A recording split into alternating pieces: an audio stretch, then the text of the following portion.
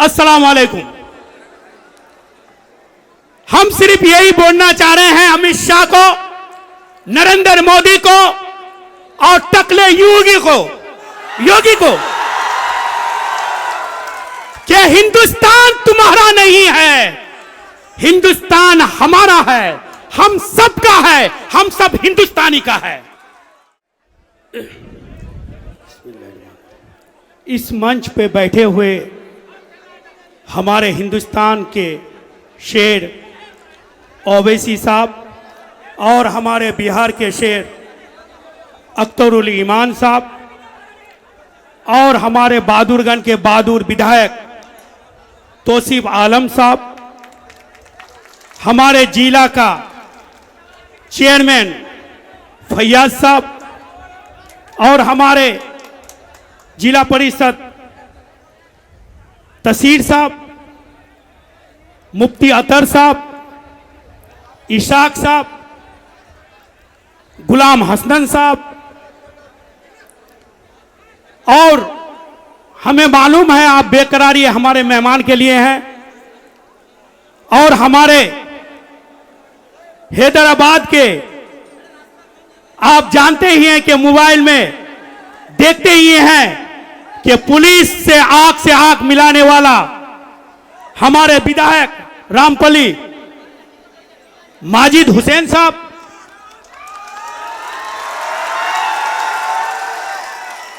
और बाबा साहब और हैदराबाद से आए हुए सभी मेहमानगण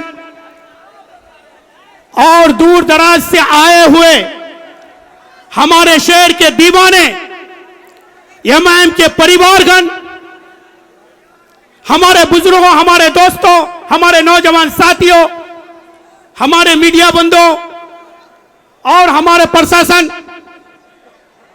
सभी मेहमान को हम तहे दिल से शुक्रिया अदा करते हैं और सलाम पेश करते हैं। अस्सलाम वालेकुम। हम सिर्फ यही बोलना चाह रहे हैं अमित शाह को, नरेंद्र मोदी को और टकले योगी को कि हिंदुस्तान तुम्हारा नहीं है, हिंदुस्तान हमारा है, हम सबका है, हम सब हिंदुस्तानी का है। तुम इसे अगर आंख दिखाने का काम करोगे तो हिंदुस्तानी तुम्हारा आंख निकालने का काम करेंगे।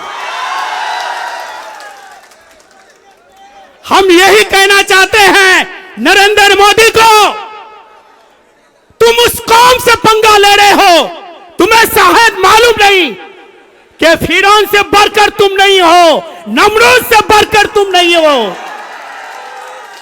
जिस तरह उसके लिए मूसा पैदा हुआ था, उस तरह आज हमारे देश के लिए ओवैसी साहब पैदा हुआ है।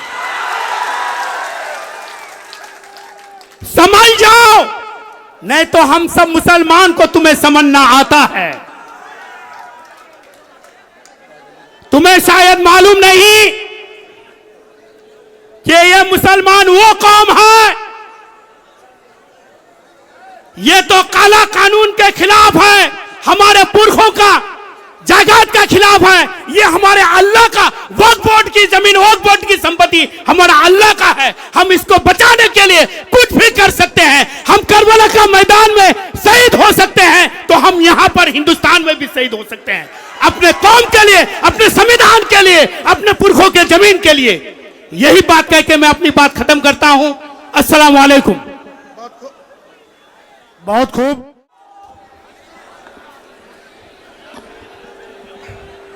कॉलेज चौक में ऐतिहासिक मैदान में उपस्थित मंच पर मंचासीन देश के जाने में पहचाने और एआईएम के अध्यक्ष बैरिस्टर असदुद्दीन ओवैसी साहब, बिहार एआईएम के सदर अख्तरुल ईमान साहब, आप लोग हल्ला नहीं करें, शांति बना के रखें। बहादुरगंज के विधायक जनाब तौसीफ आलम साहब, विधायक माजिद साहब, एआईएम के सभी कार्यकर्तागण,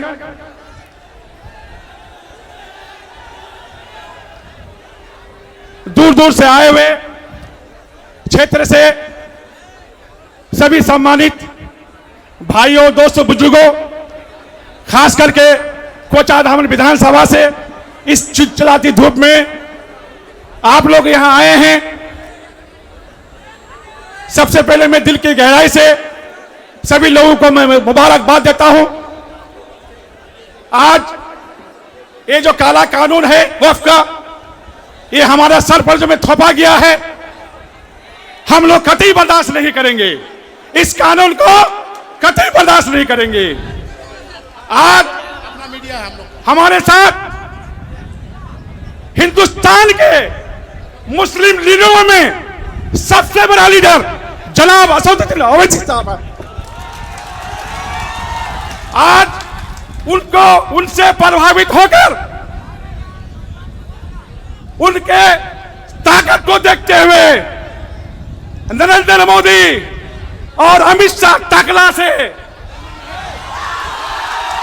आंख में आंख से मिलाकर बात करने वाले जनाब बैरिस्टर असदुद्दीन ओवैसी साहब हम लोगों के साथ हैं।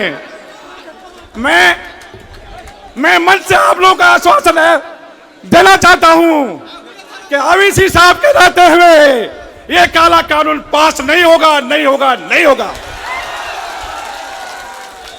हम लोग जी जान लगा देंगे इसके लिए, इस काला कानून के खिलाफ में।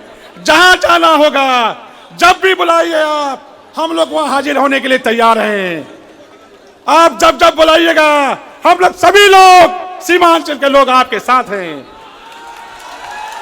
भाइयों, दोस्तों, आज मैं 20-25 साल से मैं ठाकुर विधानसभा का राजनीति कर रहा हूं। आप लोग जानते हैं, दिन रात मेहनत किए हैं और आप लोगों के दुआ से, इनसे प्रभावित होकर 2000 कार्यकर्ता के साथ मैं आज पार्टी ज्वाइन करूंगा। आप लोग दुआ कीजिएगा ओवैसी साहब के लिए, मेरे लिए नहीं, ओवैसी साहब के लिए, कि वो मर्द मुजाहिद बनकर आगे रहे और उसके पीछे हम लोग चलते रहे।